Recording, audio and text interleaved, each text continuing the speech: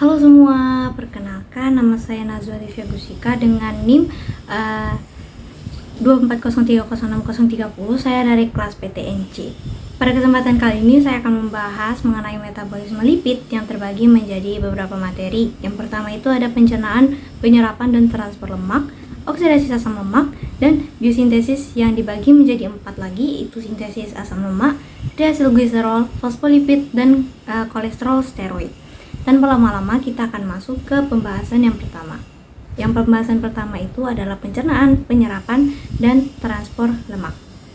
Nah, di pencernaan, penyerapan, dan transport lemak ini pasti dimulai dari mulut dan lambung yang dibantu oleh lipase lingual dan lipase lambung. Namun proses utamanya itu terjadi di usus halus yang diserap oleh sel mukosa.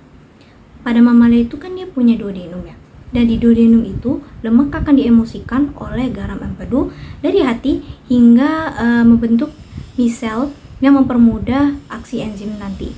Untuk transport lemak itu akan membentuk secara kompleks dengan bantuan protein menjadi lipoprotein. Untuk lemak makanan itu dia berupa triasilgliserida, fosfolipid, dan kolesterol. Triasilgliserida itu nanti akan diubah menjadi DHAP atau dihidroksiton fosfat oleh enzim gliserol kinase dan gliserol fosfat dehidrogenase yang nantinya akan masuk ke dalam glikolisis. Ada proses siklimikron yang dimana dia akan membawa triasilgliserida tadi ke sel mukosa atau usus halus menuju organ lain seperti jantung, otot, dan jaringan lemak. Dan untuk triasilgliserida tadi akan disintesis dari hati yang akan dibawa oleh very low density lipoprotein atau VLDL ke organ lainnya. Setelah mencapai target seperti di kapiler, triasilgliserida nanti akan dihidrolisis menjadi gliserol dan asam lemak. Asam lemak bebas yang diserap pasti akan membawa sisanya ke serum albumin atau menuju sel lain, dan asam lemak yang telah masuk ke dalam sel tadi akan menghasilkan ATP atau energi utama dan diubah menjadi triasilgliserida yang akan disimpan di adiposa. Yang kedua itu ada oksidasi asam lemak.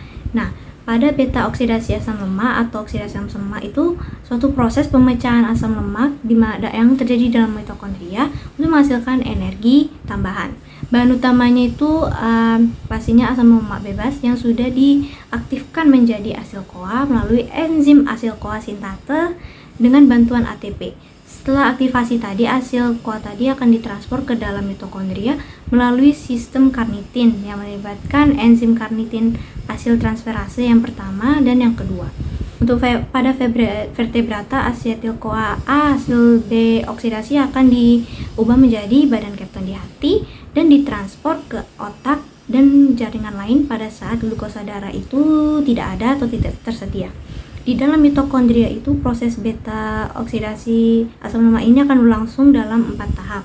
Yang pertama itu dia akan melalui oksidasi yaitu dehidrogenesis oleh asil-CoA dehidrogenase, nanti akan menghasilkan FADH2.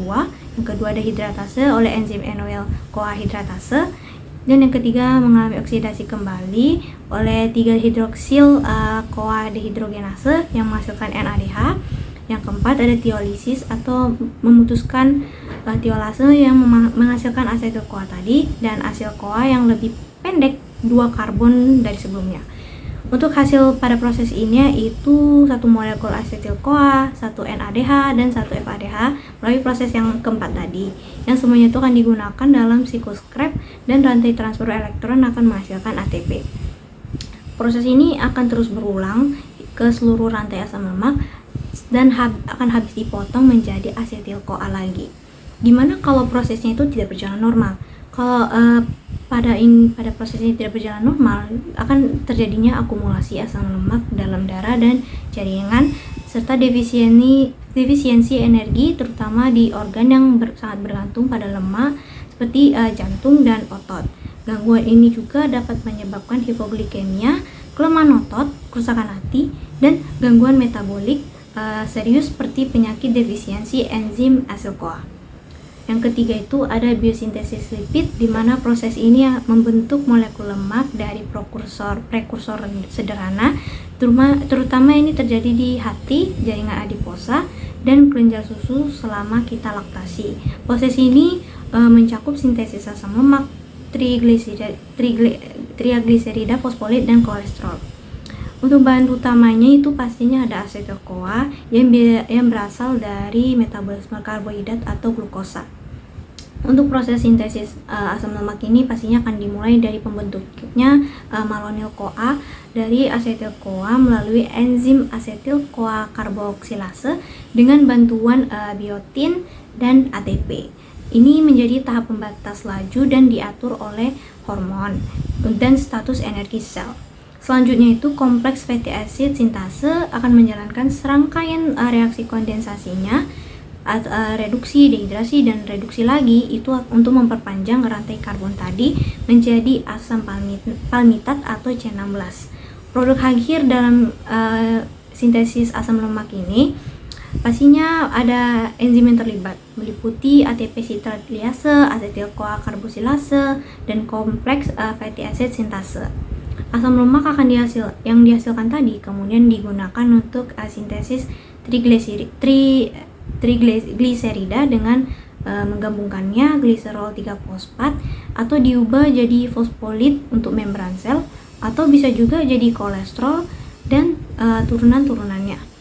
Dimana kalau biosintesis lipid ini tidak berjalan dengan normal atau terganggu, maka tubuh kita tuh bisa mengalami yang namanya gangguan metabolik seperti gangguan penyimpanan lemak, terus ada meningkatnya kadar trigliserida yang darah, dan juga gangguan pada membran sel kita. Yang selanjutnya itu kita akan membahas biosintesis lipid yang dibagi jadi 4. Pertama ada asam lemak, di mana sintesis asam lemak itu pastinya dimulai dari asetil-CoA yang berasal dari glukosa melalui glikolisis tadi. Karena asetil-CoA itu dia bentuknya di mitokondria dan tidak dapat melewati membran mitokondria. Dia dikonversi jadi sitrat yang bisa keluar ke sitoplasma. Jadi di sitoplasma itu enzim yang digunakan adalah ATP citraliase yang akan membaca sitrat kembali menjadi asetil-CoA dan oksaloasetat. Nah, oksidasi ini akan berlangsung dengan cara yang sama sampai bentuk penggalnya itu jadi 3 karbon, yaitu propional CoA, karboksilasi propional CoA akan menghasilkan metil malonyl CoA. Selanjutnya juga akan ada suksinil menjadi suksinil CoA, di mana zat antara pada siklus asam sitrat. Suksinil CoA ini juga akan dioksidasi lebih lanjut di dalam siklus asam sitrat. Dan apa sih produk akhir dari proses ini itu pasti asam palminat atau C16 tadi.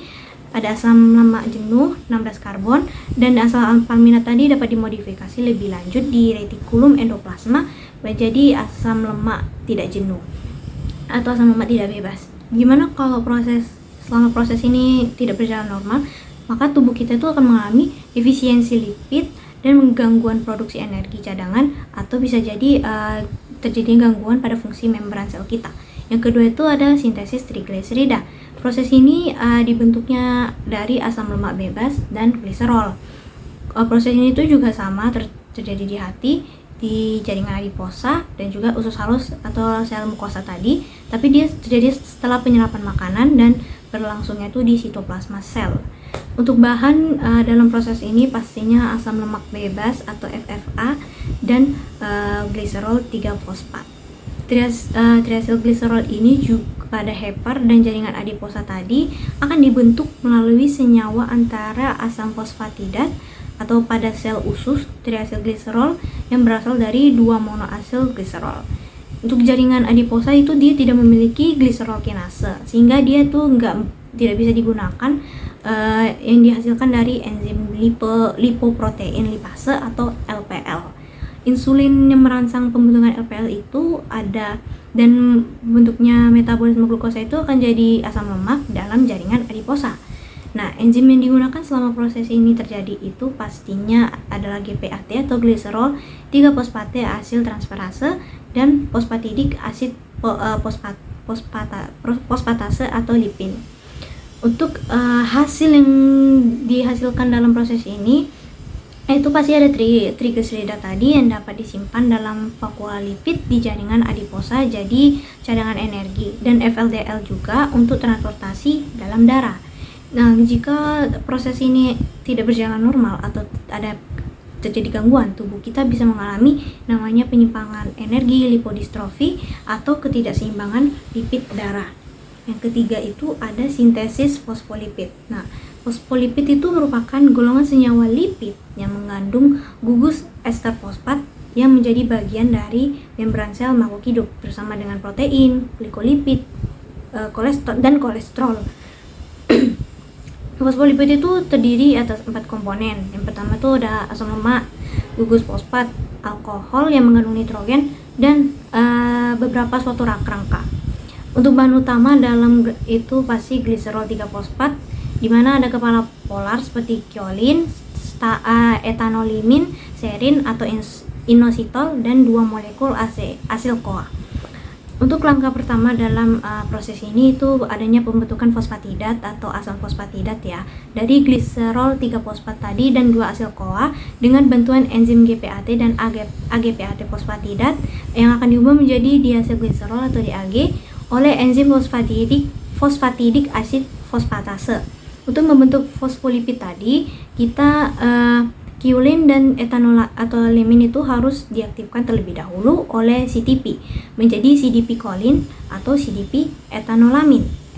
Enzim CDP kolin itu akan menggabungkan CDP kolin dengan diasil gliserol atau DAG yang akan membentuk fosfatidil kolin. Untuk hasil yang dihasilkan dalam proses ini itu ada banyak. Yang pertama ada fosfatidil kolin atau PC, fosfatidil etanolamin PE, fosfatidil serin atau PS, kardiolipin untuk mitokondria. Gimana kalau proses sintesis ini terganggu? Pastinya akan terjadi kelainan membran sel, terus ada gangguan metabolisme lipid, serta ada penyakit neurologis dan hati atau gangguan mielinase di sistem saraf pusat kita. Yang terakhir itu ada sintesis kolesterol dan steroid. Sintesis kolesterol dan steroid ini salah satu proses penting, walaupun dia jadi terakhir, tapi dia jadi proses paling penting yang terjadi di hati, usus, kulit, dan korteks adrenal. Dengan tahap awal yang berlangsung di sitoplasma dan dilanjutkan di retikulum endoplasma. Kolesterol ini berfungsi sebagai komponen stabilisasi membran sel, prekursor garam empedu, dan prekursor hormon steroid.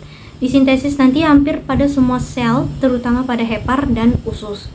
Bahan utama dalam sintesis kolesterol ini pastinya asetil-CoA seperti sebelum-sebelumnya, tapi dia ini asetil-CoA-nya yang dihasilkan dari metabolisme karbohidrat, lemak, ataupun protein.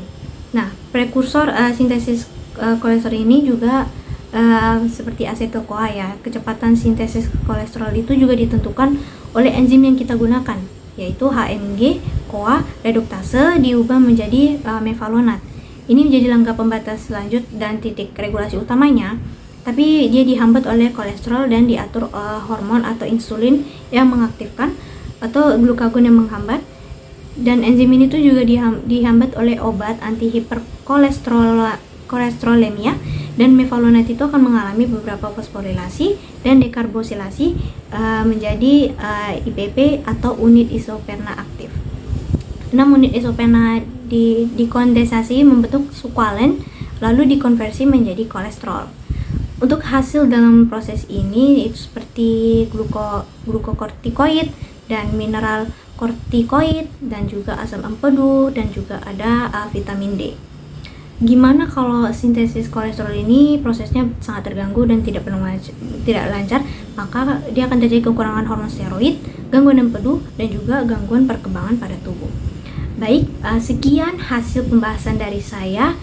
Semoga bermanfaat. Mohon maaf apabila ada salah penyampaian kata. Saya pamit mundur diri. Assalamualaikum warahmatullahi wabarakatuh.